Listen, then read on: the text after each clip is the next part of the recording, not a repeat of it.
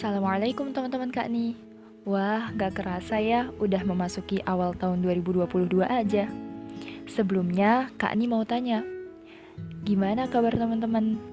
Kabar fisiknya, kabar hatinya, dan kabar imannya. Katanya tahun baru semangat baru.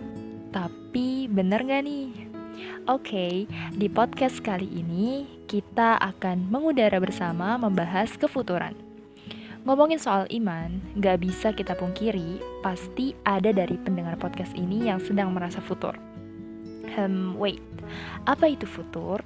Futur adalah kondisi keimanan yang tidak stabil, kondisi di mana kita merasakan malas untuk melaksanakan ibadah, alias tidak sesemangat sebelumnya. Teman-teman pasti pernah merasa capek, merasa lemah, bosan, yang gak jarang mengantarkan kita kepada lubang kefuturan. Apalagi dalam masa-masa yang sulit.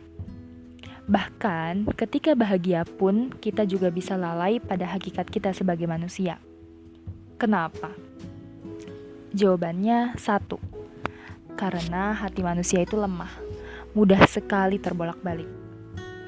Teman-teman, capek itu manusiawi kok, dan futur itu adalah hal yang normal terjadi kepada orang-orang yang beriman. Solusinya, beristirahatlah sejenak untuk bangkit kemudian. Tetapi, ketika diri hanya terdiam dan membiarkan kefuturan tersebut, apa yang akan terjadi? Misalnya, teman-teman Kak Ni ingin berprestasi tapi malas belajar, atau ingin rajin melaksanakan sholat malam tetapi enggan bangun tengah malam. Dan akhirnya itu tak berarti. Lambat laun hanya penyesalan yang menyelimuti. Padahal diri mengharapkan perubahan. Dikutip dari kitab Rohibul Abror halaman 158,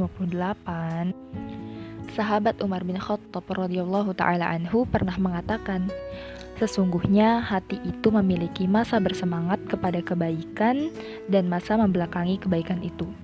Jika ia bersemangat, maksimalkan dalam amalan-amalan sunnah, dan jika sedang membelakangi, maka tetapkan dia untuk tidak meninggalkan yang wajib. Nah, sudah jelas bukan?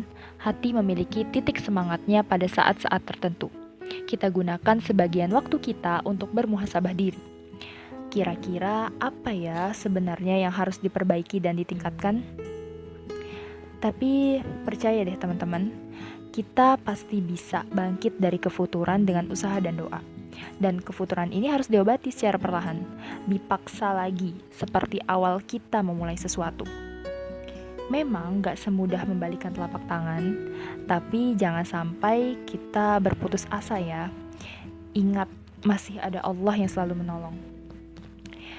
Allah pernah berfirman dalam surah Az-Zumar ayat 53, janganlah kamu berputus asa dari rahmat Allah, sesungguhnya Allah mengampuni dosa-dosa semuanya.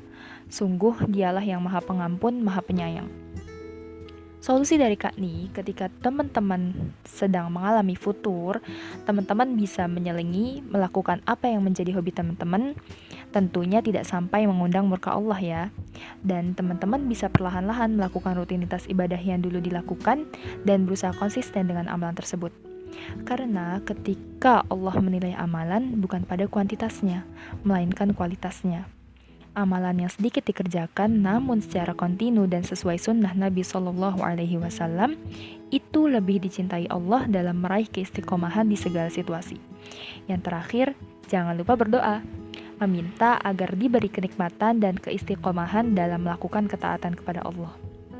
Semoga kita dimatikan dalam keadaan iman kepada Allah. Sekian mengudara bersama Kak Ni. Wassalamualaikum warahmatullahi wabarakatuh.